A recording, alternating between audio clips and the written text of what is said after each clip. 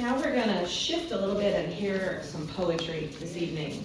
So please welcome David Cormier. Hi everyone, I'm David. I'm going to read some of my original poems here. So the first one is a meditation, a reflection on memory, remembering and forgetting, which I think is such a central component to art. This is a poem that I wrote that kind of explores the idea of remembering and forgetting. The title of the poem is To Remember. Remembering is work. No one tells anyone this, but this is true. Remembering is work. Memory is consuming work, requires even the body's participation, pulls thinking out of the moment, consumes time, is painful even. All feeling is suffering, all memories are feeling. Remembering is a creative endeavor, the work of poets. Their poems, linguistic silos for civilization. Remember me, the ghost tells Hamlet. Original sin, a lapse of memory. Eve forgot the injunction, so did Adam, and we're all forgetting everything still to this day. Cave paintings, language, writing, the internet, photos never looked at, all memory devices to relieve the burden of collecting again, of recollecting, but these are poor substitutes for remembering. The land itself, a mnemonic device, a memory map, drawing connections between life, place, time, remembering, dismembering, death, and stories. No memory, no meaning, reflection, deflection, short-term, long-term, no-term, pre-term. Meaning is made in memory. Remembering is a creative endeavor. Few people do it. Everyone is trying to forget, to dismember the past into fragments, pieces, particles, atoms, energy. Gone, gone, gone. Good riddance to memories old and new. Trauma is locked in memory too. Remembering is work. It takes courage. It is an act of the will. There's a name for remembering. It is studying, work, labor, therapy. Entire rituals are dedicated to memory. The commemoration memorializes.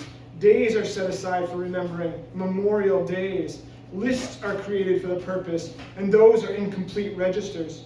Huge monuments are erected in aid to remembering. They say to us, remember me.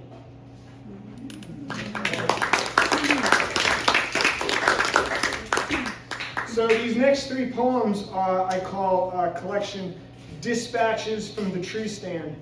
I'm a hunter. It is hunting season, and as a hunter, I spend many hours sitting in one place in the forest. I know many people who hike. They walk through the woods very fast. But me, I sit in the same place all day long and just look at one spot in the forest. And it offers a lot of times to reflect and to think. So these are a couple of poems, Dispatches from the Tree Stand. The first one is on Orion. The title is Orion Floats. Orion floats across the southern sky, a canopy of stars. Under the dome of heaven I sat. Then dawn, which gives life to man, breaks over the eastern horizon, illuminating the scene, a woody theater, an oak grove, a basin of leaves, the stage where the high drama of nature plays out at its frenetic pace. With a box seat ticket to the show, I sat and watched time pass, movements too great or too small to perceive unfolded, the grand emotions of the universe, the microbiological tiny creatures, and the vast spaces in between, and me and the deer. The deer I saw move and they saw me.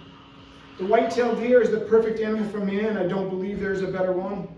I think that man could live year-round on deer alone, moving from deer to deer to deer and back again, and live a long, full life, eating and dragging and cutting and eating and dragging, and die happy and full and live an exciting, rich, and endlessly meaningful life. It is that simple.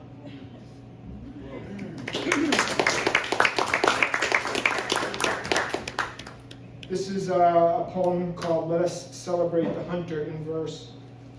The waiter, the observer, the participant views the world, remembers the world, sees the world and all things in it as they are still. Life so rare and everywhere here to be celebrated. A hunter must love to hunt. It has always been on behalf of the community and still is on behalf of the community. A hunter is a collector of memories. Hunter is the creator of life. One cannot hunt and not love life, and the hunter is the one who waits. And the faith and the love are all in the waiting. The hunter participates with empathy, to know the reason to take life. Without empathy for life, there is no celebration.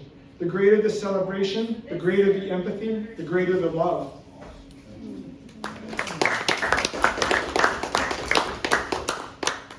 This is a short poem called The Moon Casts Shadows. First the moon casts shadows, then there are no shadows. Then the sun casts shadows. In the oak grove, the leaves tumble and fall.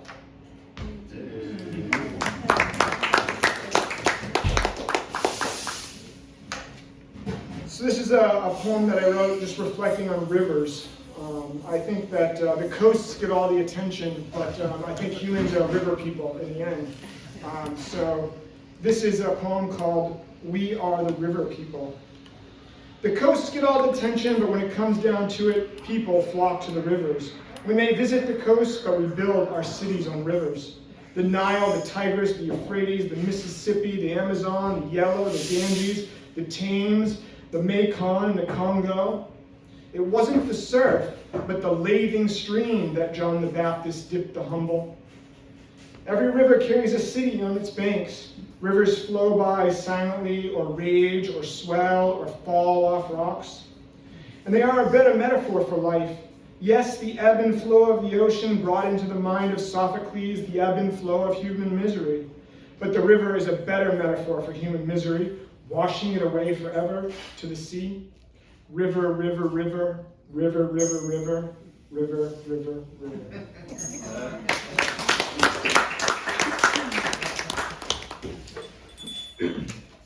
Last poem here. This is a reflection on the month of July. So I consider it the most unpoetic month.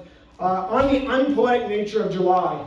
Nothing to reap, nothing to sow, nothing to till, nothing to mow, nothing to praise, nothing to blame, not of plenty, not of scarcity, not for birthing, nor for dying, no long solstice, no equinox, the long hot days of Julius. Thank you, everyone. Thank you. Thank you so much. You're the best.